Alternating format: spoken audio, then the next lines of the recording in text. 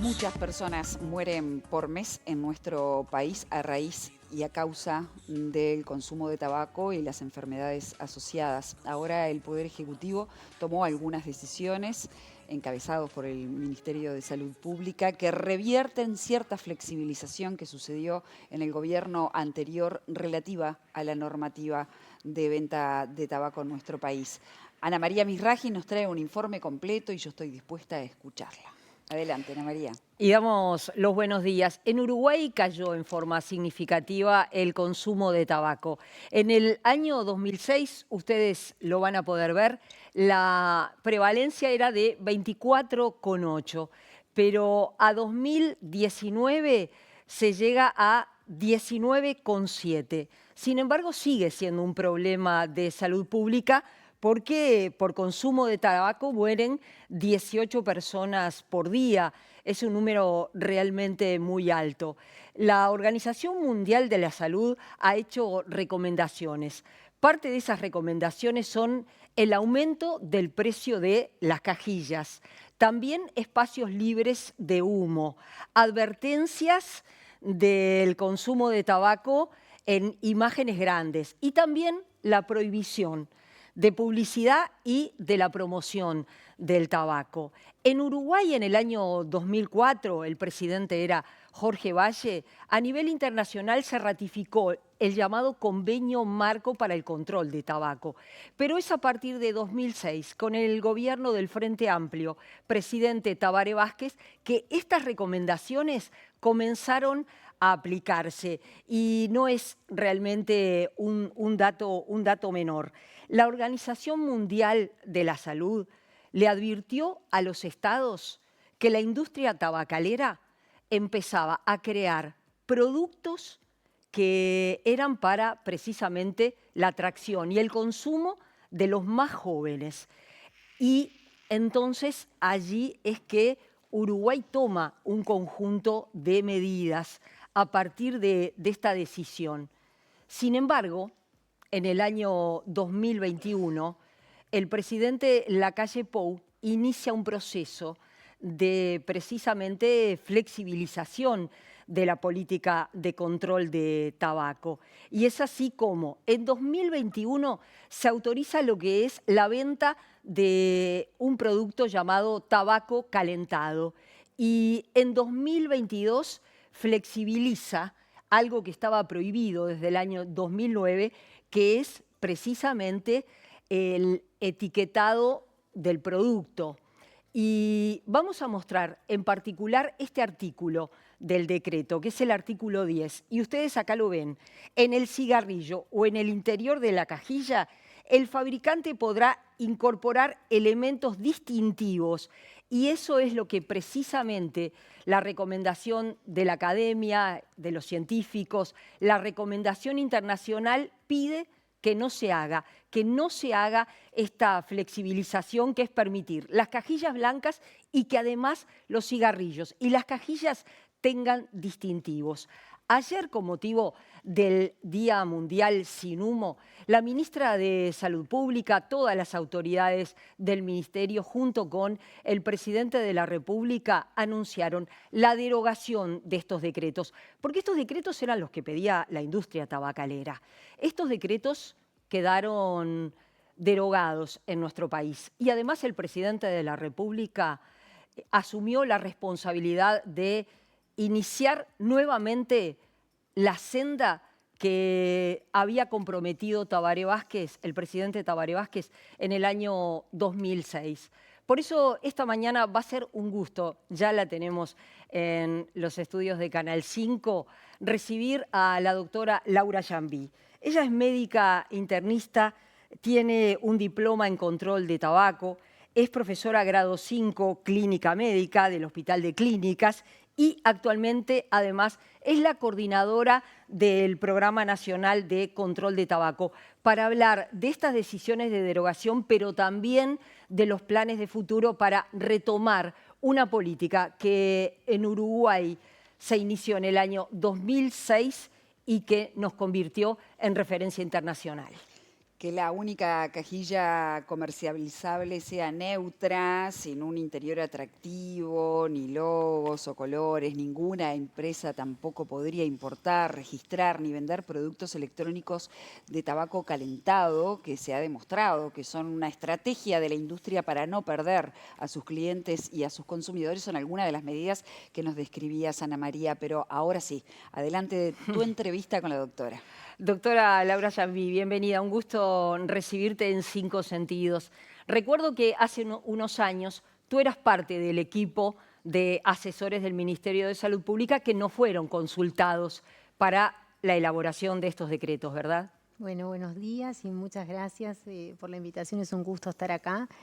Así es, Ana María. Yo formé parte de lo que es la Comisión Interinstitucional Asesora de Control de Tabaco, que es una comisión técnica que asesora a los decisores de salud, y fui la delegada de la Facultad de Medicina en esa comisión por muchos años.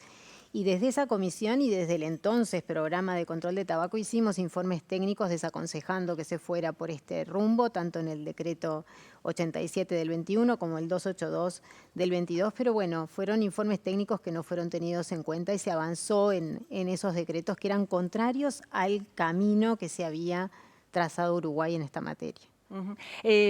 ¿Por qué entonces es importante que efectivamente se deroguen? ¿Qué significa eso y cómo se sigue para adelante? Porque también decíamos, sigue siendo un problema de salud pública, hay una prevalencia en las mujeres, hay una prevalencia en los sectores socioeconómicos más deprimidos y en los jóvenes en la baja percepción del riesgo de lo que son los cigarrillos electrónicos. Exacto.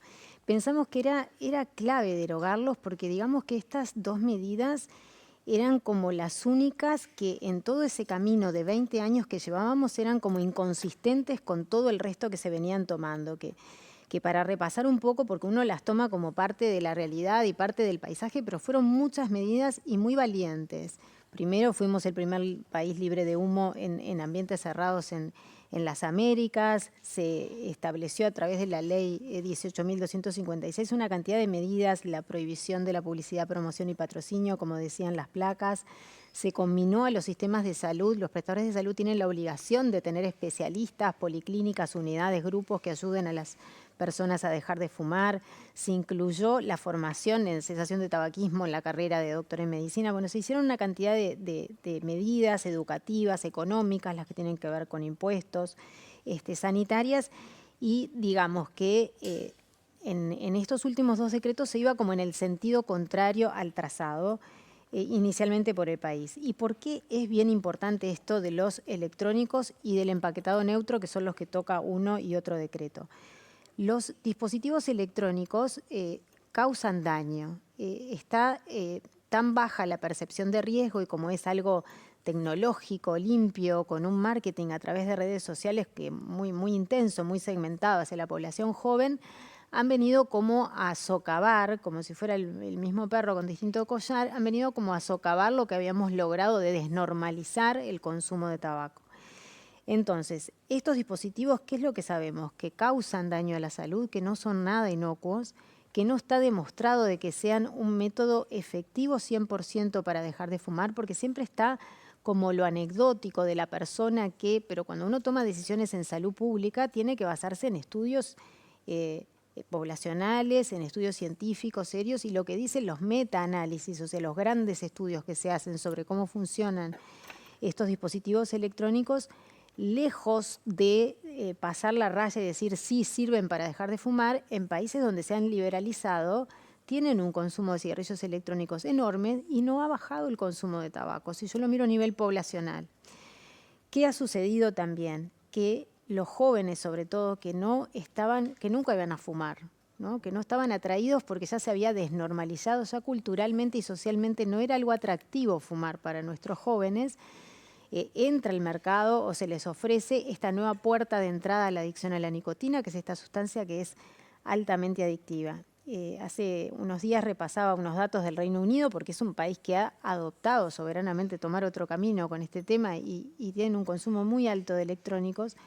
Y no solo consumen 30 y pico % de electrónicos los jóvenes, sino que se ve en la tendencia que consumen electrónicos con cada vez concentraciones más altas de nicotina, o sea que esto es algo que no tiene techo en la adicción, y que cerca de la mitad consumen las dos cosas. Tienen consumo dual, cigarrillo y cigarrillo electrónico. Entonces, definitivamente, si uno lo mira desde el enfoque de salud pública, por ahí no es el camino que Uruguay quiere tomar ni el que recomienda la Organización Mundial de la Salud. Luego de la conferencia de prensa de ayer de las autoridades del Ministerio de Salud Pública con el presidente de la República, la Asociación de Vapeadores sacó una comunicación señalando que no estaba de acuerdo con la prohibición y que tampoco era lo mismo asociar el vapeo con el tabaco calentado. Son dispositivos diferentes, los que llamamos vapeadores o cigarrillos electrónicos, que los jóvenes le llaman vapos o vapes. En inglés utilizan líquidos que contienen nicotina, saborizantes y que se les ha detectado en esos vapores sustancias tóxicas, sustancias cancerígenas, sustancias que no estaban presentes en el humo de tabaco. Lo voy a repetir, sustancias nuevas que no estaban presentes en el humo de tabaco y están a más concentraciones como los metales pesados. Esos son un grupo que son los llamados vapeadores o vapes, y después los que vuelve a prohibir el decreto que fue por la derogación de ayer son los que utilizan tabaco calentado, que utilizan básicamente como unos cigarrillos que se llaman sticks, que se insertan en el dispositivo y que los calienta pero no los quema, produce como un calentamiento a 450 grados, hay algo de combustión mínima, pero sobre todo lo que hay es calentamiento y pirólisis del tabaco.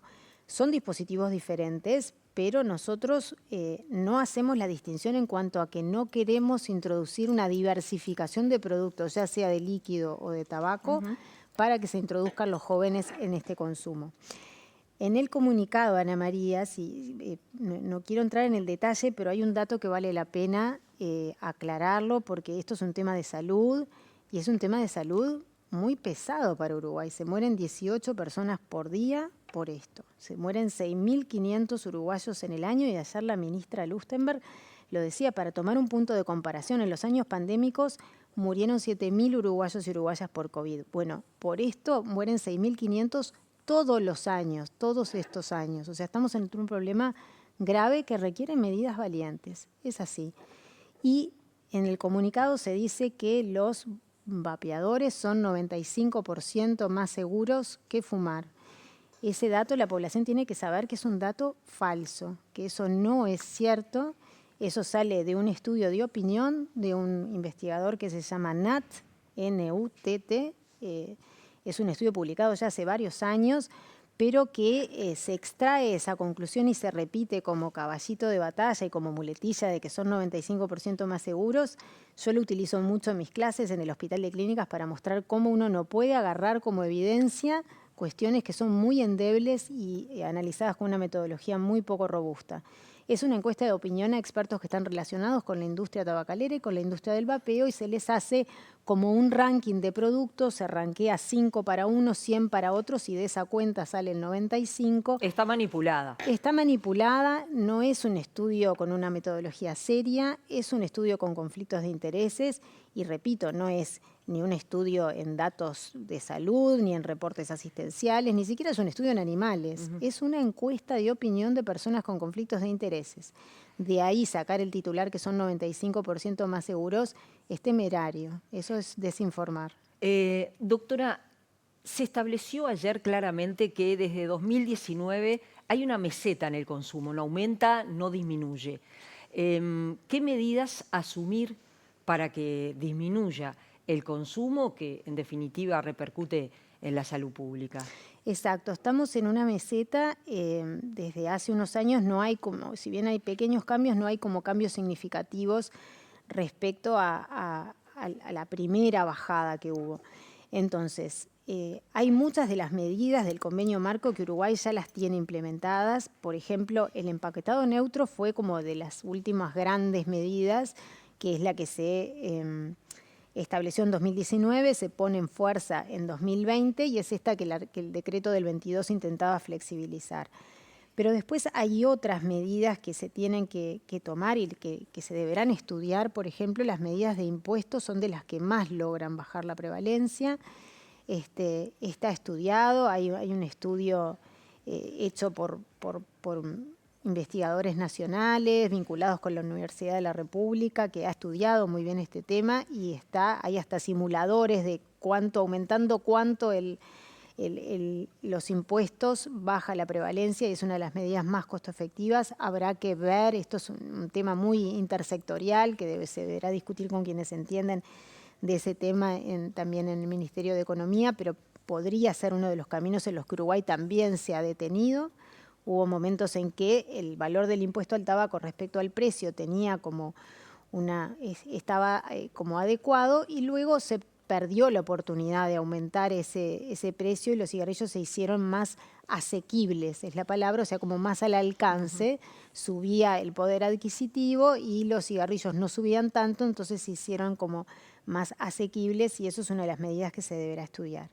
Pero después hay otras medidas en las que vamos a trabajar, como tiene que ser también todo lo que tiene que ver con lo educativo, con las campañas. Con fiscalizar la política. Si uno implanta una política de salud pública pero no la fiscaliza, no hay un adecuado control de cómo se está haciendo, y un control también con educativo, con poder como corregir lo que no se esté haciendo bien. Nos parece que es un punto importantísimo que ya la ministra ayer anunció que se iba a fortalecer, que es la fiscalización. Otra de las medidas en la que vamos a avanzar es en lo que tiene que ver con los tratamientos de dejar de fumar. En Uruguay hay como una experiencia muy buena y todos los prestadores de salud tienen estos dispositivos, estas policlínicas de cesación de tabaquismo para ayudar clínicamente a las personas que quieran dejar de fumar. Pero queremos avanzar en tener otras herramientas también más modernas, más al alcance de todos, como tener, por ejemplo, un asistente virtual, algo que funciona a través de inteligencia artificial y que uno desde el celular, que en otros países hay buenas experiencias con eso, pueda como dialogar, orientarse, como una app o algo similar para dejar de fumar. Doctora Laura Yambí, ha sido un gusto recibirla esta mañana en 5 sentidos. Muchas y en el gracias espacio a de ustedes. Ana María Misraji. Muchísimas gracias a ambas por haber aportado una discusión pública que requiere de medidas, bien decías, doctora, de medidas valientes que a veces se pelean con la industria y que tensionan también con la industria del trabajo, el trabajo y las fuentes de trabajo en nuestro país, que es un tema que en algún momento podemos Hablaremos. tocar. Gracias por habernos acompañado a las 2. Nos vamos a una breve pausa y seguimos aquí en la televisión pública. Sentidos intactos.